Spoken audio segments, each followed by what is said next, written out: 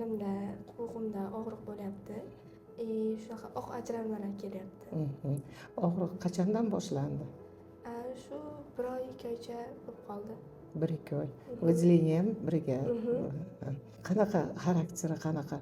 Qattiq tutib og'riyaptimi yo постоянно ноющий bo'lmi? Yo'q, qattiq tutib og'rib Og'rib turadi.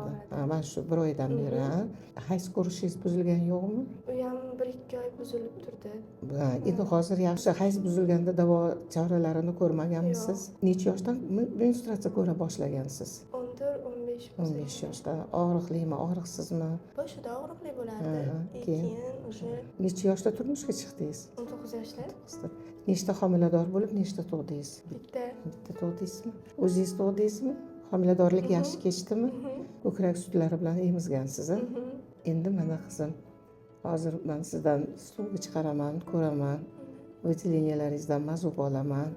Keyin mazubilisiz javobini ko'ramiz. O'ziga tushganingiz yo'qmi? Yo'q.